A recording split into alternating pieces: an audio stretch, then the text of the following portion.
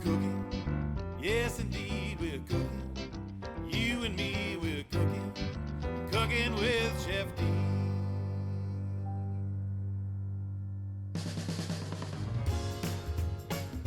Why should you eat vegetarian dishes? Again, it's a different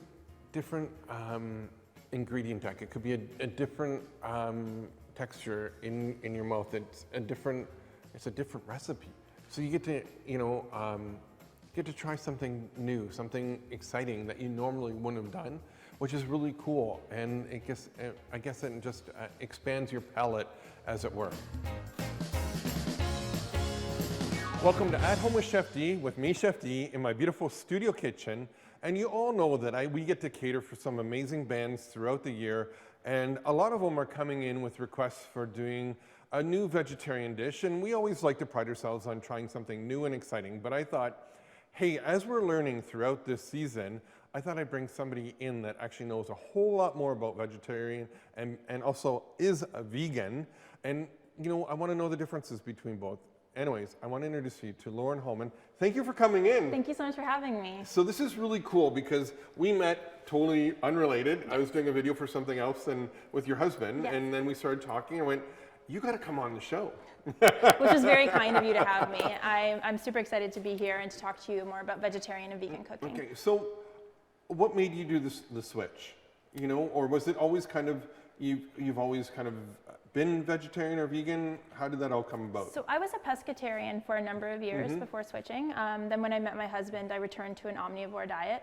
For us, there were many factors, and it wasn't an overnight switch, which I think is a really big misconception when you hear about people turning vegetarian and vegan. It took me about 8 solid months of trying and learning to get there and actually say, yeah, I'm doing this for my life now.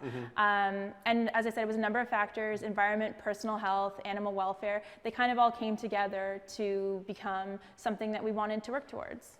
That's very cool. And I went on your website, and can you share your website again? Sure, it's veganfoodwithgratitude.com. Amazing, amazing photographs. When you go on this website and you see the website and you see the photography, you're gonna want to eat everything on the website. Trust me, I was just there again this morning. And now you brought some staples, and now you said for the last 5 years you've been kind of experimenting more and learning more, and that this is never a stop, gap. And that's just so great about cooking, is that we get to learn every day. Earlier in this season, I got to make pie dough, which is that's a whole other story. But anyways, I digress. So let's start off. What did you bring for us today? Sure, I brought a few things that I would consider to be staples in a vegan food diet. So starting on the right, here we have hemp hearts, which are a great, rich source of protein, has a very nutty flavor. I add these to my oatmeal in the morning, a wonderful salad topper. They're also really high in magnesium and manganese, just a great all-around staple food. Now, can you take it right from there and put it on your salad? Right from there and put it on your salad, yeah. Or you can cook it up. One of my favorite things to do in the morning is to add it to some frozen berries, stick them on the stove, warm it up, and then pour it over my oatmeal. It's absolutely delicious. Oh, that sounds really cool. The next one is flaxseed, which you can make an egg replacement for any baking or cooking that you're doing. It's also very high in protein, great omega-3 to omega-6 balance. It's wonderful staple food, put it in smoothies all the time. I also, as I said, bake and cook with it. So at some point, we won't do it today because we don't have time, but you and I are going to come back. Okay. We're going to make a flax egg. Exactly, and an aioli out of that. Oh, okay. Okay, that's it. Anyways, keep that in the back of your mind. Sounds great. That's truly what I would like. It's a challenge, Exactly. And next one, it's nutritional yeast. Okay. Yeah, so this one actually is the complete protein winner. So in 5 grams of nutritional yeast, you're getting 2 grams of protein, which is just crazy. I don't know anything else you can get 2 grams of protein from 5 grams of something except the one on the end, chlorella. But nutritional yeast, it has a very cheesy, rich flavor. So I sprinkle this into pasta, anything savory that I'm doing, even a salad. It doesn't have to be cooked. You can sprinkle it on raw, or you can add it in. I put it in a casserole. So the stew that I'm going to do later, we can use a little bit of that? Yeah, definitely. It'll give it a nice cheesy texture. That cheesy taste that you think you can't get anywhere else but cheese. Then there's chia, which this is black chia. You can also get white chia, but this can be used in a chia pudding. I put this into baking also, smoothies. It's a great all-around food. Now, have you used the chia in making jams? I have. Chia jam, fantastic. Isn't it great? It's so great, and it's a really healthy, nice alternative to some store-bought jams that you're going to find. And we've done that in the past, as I mentioned to you at the top, is that we get to cater for a bunch of different bands. So I thought, again, trying something different. So I made some strawberry jam unbelievable. So good, it's yeah. so good. It has this really amazing texture to it when you add it to liquid that you just can't really mimic. Maybe to compare it to tapioca would be the best way to. Also great for digestion because when it gets that tapioca-like coating around it, it really aids in clearing out your digestive tracts. Yeah. And then Chlorella. So this one, it looks like a supplement because I do have it in tab form today. You can also get it in a powder. Just gonna put a little bit yeah, out. Is and that you can okay? add it to your smoothies. You can have it however. I pick one up. Yep, just pop it right in your mouth. So I take a handful of it every time before I work out and when I get home from the gym also. It's an extremely tastes dense, very green. Yeah, it's very green, yeah. It's a form of algae, great source of protein also. But this would be the equivalent in Asia to how we use vitamin C. It is just so nutrient packed, so good for you, and it's heavily underused in the Western diet. And it tastes good. It does. It Like, doesn't have that weird fishy taste. I was really leery. Yeah. Then I'm going to go, this is going to taste really bad, right? Yeah. Oh, and when I say green, I mean like when when you go out and, we can't do it right now, Yeah. but grass and grains and that sometimes, when you just smell it and taste it, just, or even sometimes like arugula, when you get it like really fresh from the garden, fantastic. So there's a reason that spirulina isn't up here and I put chlorella up instead. In the Western diet, a ton of people have heard of spirulina. It is great for you, but it can sometimes have that fishy taste that people don't want to add to their smoothies or cooking. Chlorella is actually a really great form of B12 and it gets around some of the problems that have recently come to light with spirulina and it doesn't have that fishy taste. So it's great for protein, has an excellent source of B12 as well as other micronutrients. So if somebody comes to you or comes to us and says, my daughter or son, whatever, wants to change from, the regular North American diet, I want to become more vegetarian, more conscious of what I'm eating, what would your number one suggestion or thought process be when you say that? So every parent's nightmare. No, my parents had to go through it, and Brent's mom had to go through it, and they both handled it beautifully. What they've both done is super unique from each other, and is also completely different from what I've done. They took that as a challenge to go back and look at some of their favorite family recipes. So Brent's mom is a lot of home-style cooking, very deep Mennonite traditional cooking, and she's taken that and veganized it beautifully. My mom is a more European background, as I mentioned to you off air, cabbage rolls, stews, like goulash, hearty things that you would think would normally have a lot of meat in it. She's taken it and run with it, and just fantastic. For me, I want it to be a little fresh and maybe a bit fresh, different. So I have taken it as a personal challenge to find new ways to include vegan options where previously they might not exist. But in all of those cases, what they've done is start with the basics. So take something that you're already pretty comfortable with and just swap the meat out. Cooking with ChefD.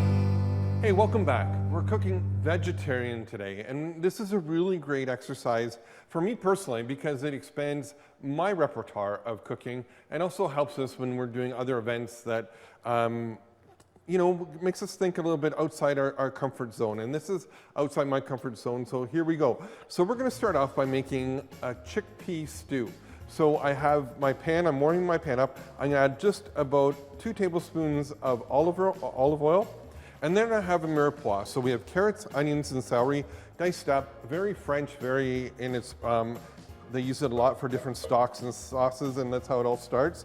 We're just warming up our olive oil till you have that beautiful bouquet coming up, and away we go. So we're gonna put our onions and that in. You wanna hear the sizzle when you put it in. And we're adding about 2 cups of our blend. And we're going to stir that together. Now, if you remember, our good friend Chef Christian Pritchard brought us this amazing herb sea salt from Italy, so we're going to add a little bit of that in. It has a little bit of sage and thyme in, so it's going to give that really rich flavor. And again, we're not cooking with a lot of fat, so we're not going to get our flavor from that. We're going to get it from the vegetables and everything that we put in it.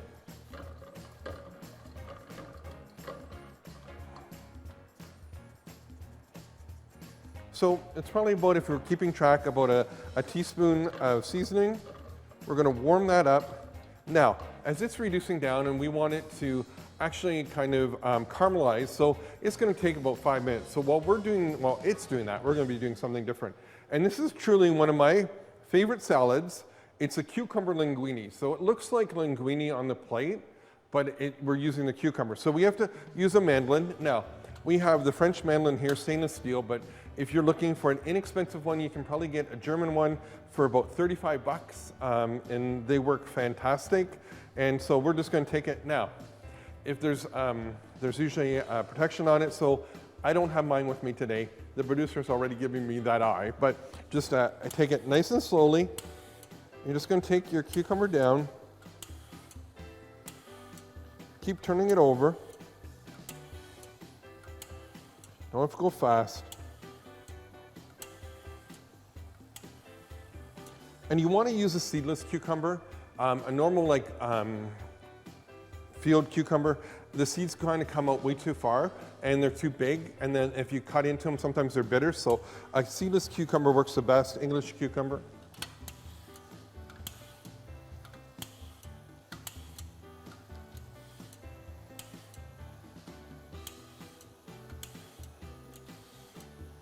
And there we go.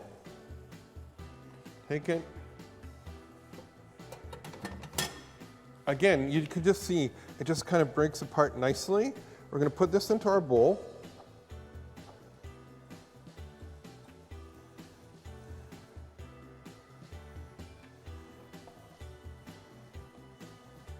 Then we're going to add to it.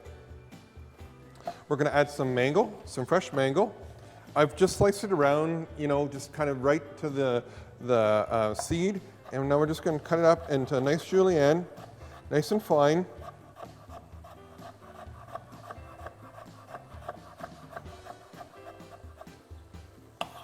We're going to put that in with our cucumber. I'm using one whole mango.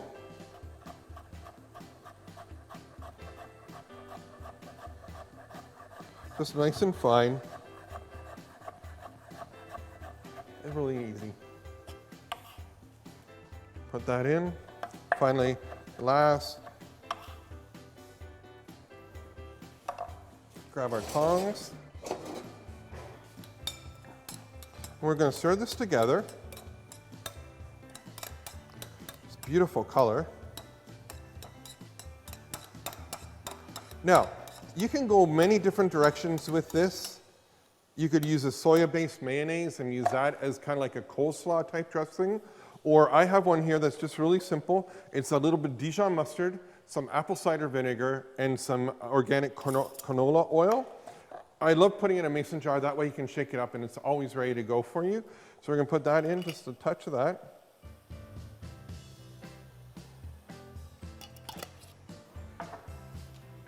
A little bit of black pepper.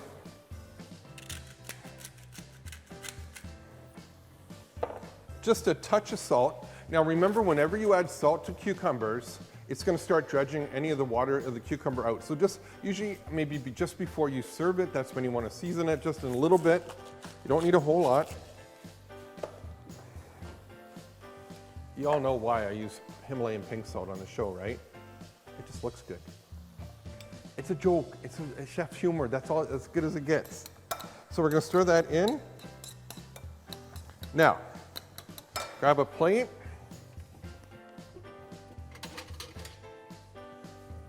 We're going to put it on our plate.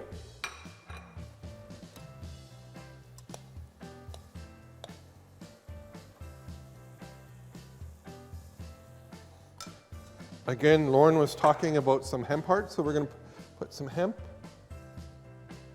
Give that nutty flavor. Simple, easy, quick salad. Absolutely tastes great. You can garnish it with some arugula wherever you want to go with it. Now, our mirepoix is starting to reduce down. The onions are becoming translucent, is what we're looking for. And what we're going to add now is I've roasted off some amazing grape tomatoes from our good friends out at Elmira Zone. And you can get their tomatoes all year round, which is so great. And whenever you roast the tomato, it brings the natural sugars out, which gives it even more flavor, and they're just fantastic. And the great thing about them is that they grow year-round, and they don't taste like styrofoam.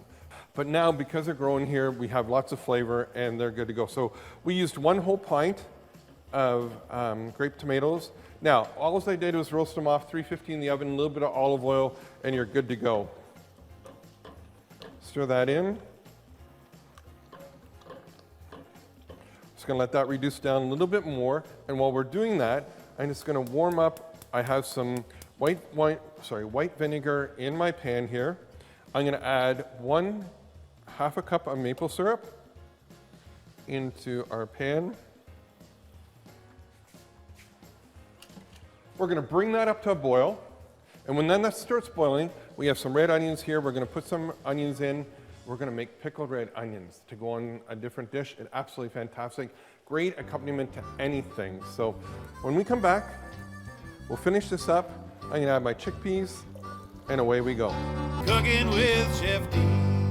Hey, welcome back to At Home with Chef D here in the studio kitchen, where we're talking all things vegetables and vegetarian. Our stew is slowly doing its thing now. We're gonna add a little bit of the yeast in to give it that cheesy, rich flavor that Lauren was talking about. And I'm just excited because I want to taste this. I haven't tried this before, so this is really cool.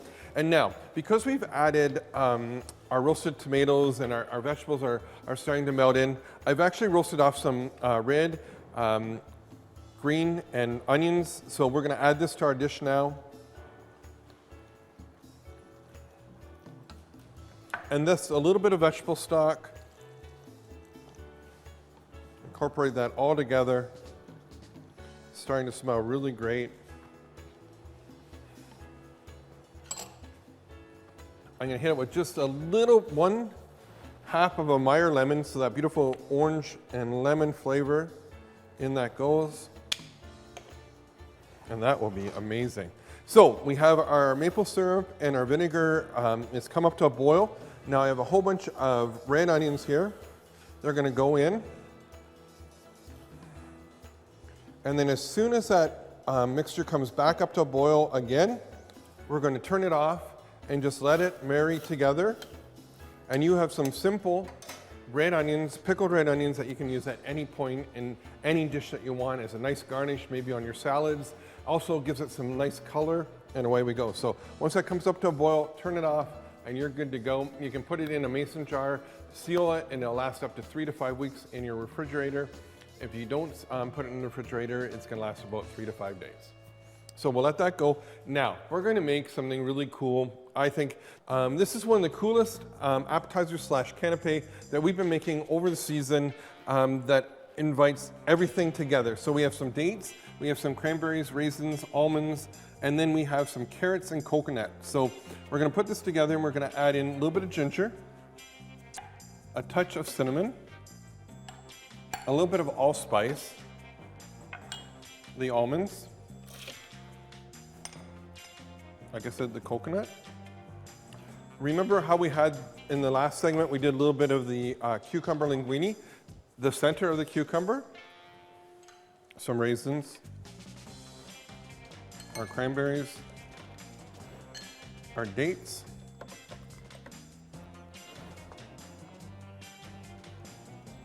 and of course carrots, just shredded. You can use, if you don't want to shred them, you can cut them up nice and fine and they'll work really nicely for you. Just a little bit of almond flour. And then some olive oil. Probably about 3/4 cup of olive oil.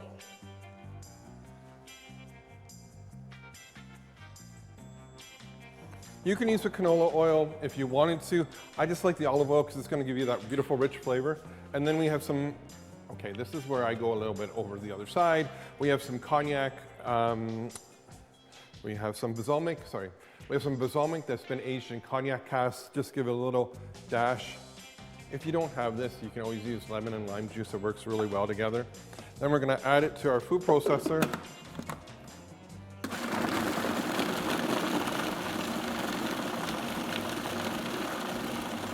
And now this is going to take between 30 seconds and a minute, depends on the power of your food processor.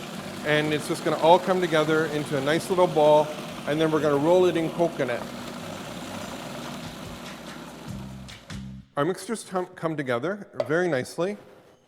So we're going to grab a spoon. Did I mention how much I love being in the studio here? I can just grab it, it's all right here. So we're going to take about a little bit than an inch.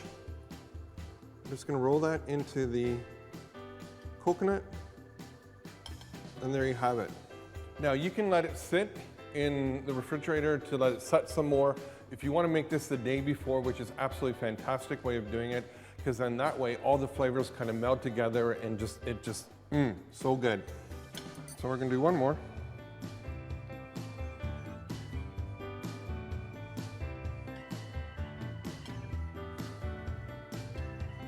And we're gonna get ready for my quinoa salad.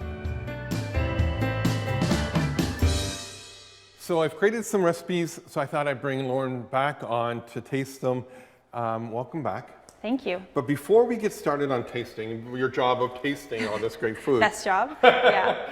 I wanted to talk about the liquid that's on top of chickpeas that I know we can make into almost like an egg white, right? Yeah, it's called aquafaba, and what you do show the camera that. is you drain the liquid out of a can of chickpeas, and it's a very fancy word for chickpea juice. And essentially you can whip it with a little bit of lemon or cream of tartar into a meringue. You can make a beautiful pavlova with it, as you mentioned, an egg replacement. It really is this wonderful juice that is actually just chickpea water. And I've made it with lentil and apple muffins, just to give it some body in that. It's absolutely fantastic. So just one last, because I know quinoa, you know, everybody talks quinoa, right? So I thought this is just something a little bit different that I like doing, that we've had very good feedback from. So these are our pea shoots. You can probably see the one behind me that's gone crazy. And we've been saving this basil plant all shooting long, trying to make it like live a little bit longer. So we're gonna take, I have some baby arugula here. I have some of our pea shoots. Then I'm gonna take a little bit of our quinoa. And this is the fastest way that I find of cooling quinoa down. And then you can freeze it from here, just like this, wrap it in some saran wrap, and away you go. That's great, yeah. And then just a little bit of crunch of our quinoa here.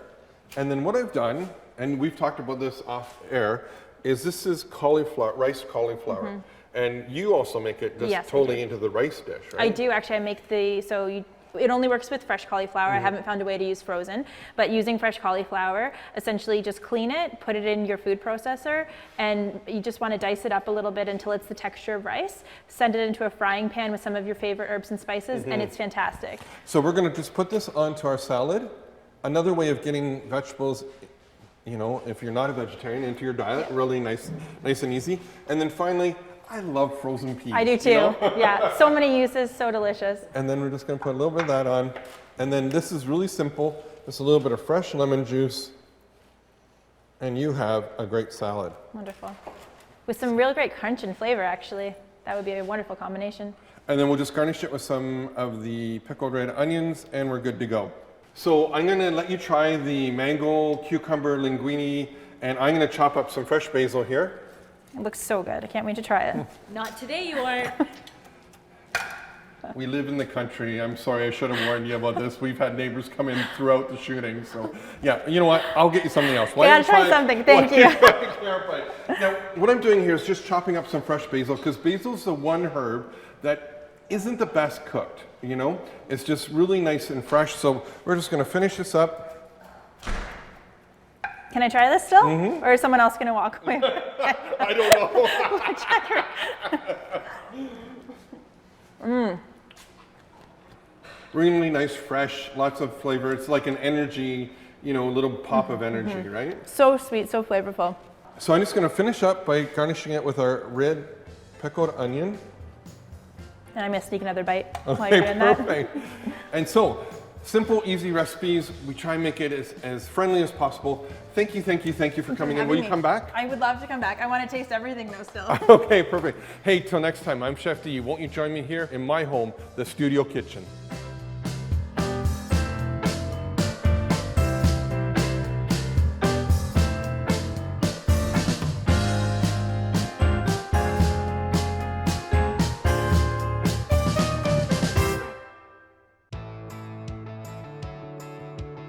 Look at that.